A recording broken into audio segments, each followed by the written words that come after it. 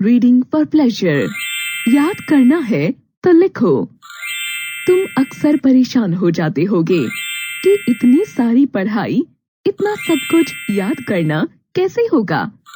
जैसे जैसे कक्षा बढ़ती जाती है, पढ़ाई भी वैसे वैसे बढ़ती जा रही है। बड़ी कक्षा में एक लाइन के उत्तर न होकर पैराग्राफ में उत्तर लिखने पड़ते हैं और याद करने पड़ते हैं। अंग्रेजी हो या हिंदी, अनुच्छेद तो होते ही हैं याद करने के लिए। इसलिए आज हम तुम्हें कुछ ऐसे तरीके बता रहे हैं जिन्हें अपनाकर तुम बड़े उत्तरों को आसानी से याद कर सकते हो, बार बार लिखकर।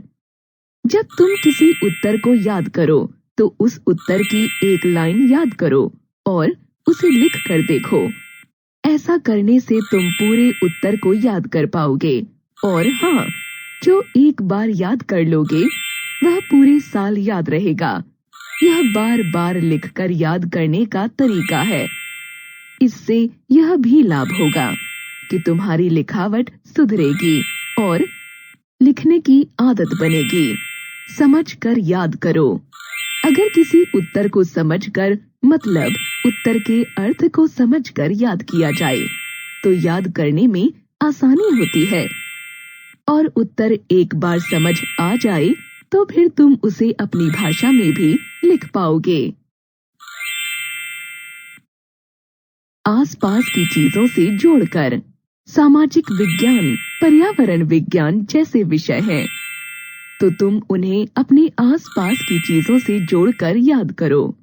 अगर तुम किसी विषय का मॉडल बनाओगे तो तुम ज्यादा बेहतर तरीके से उसका विवरण दे पाओगे। विज्ञान ऐसा विषय है जिसमें प्रयोग अधिक होते हैं। अगर सब करके देखोगे तो प्रश्न के उत्तर को खुद लिख पाओगे। कविता की तरह। लंबे उत्तर को कविता की तरह याद करो, क्योंकि कविता को याद करना ज्यादा आसान है और किसी लय में याद करना रोचक होता है, दूसरों को पढ़ाकर। जब तुम किसी उत्तर को पढ़ लो, समझ लो, तो उसे अपने दोस्त को पढ़ाओ। इससे तुम्हें वह जल्दी याद हो जाएगा और तुम्हारी दोहराई भी होगी। कहानी की तरह।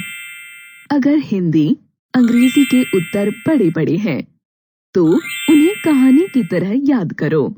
उन्हें एक कहानी समझकर पढ़ो। जैसे तुम कहानी नहीं भूलते, वैसे ही उत्तर भी नहीं भूलोगे। पॉइंट्स बनाकर। किसी भी विषय के लंबे उत्तर याद करने के लिए जरूरी है उसके पॉइंट्स बनाओ और फिर उन्हें याद करो।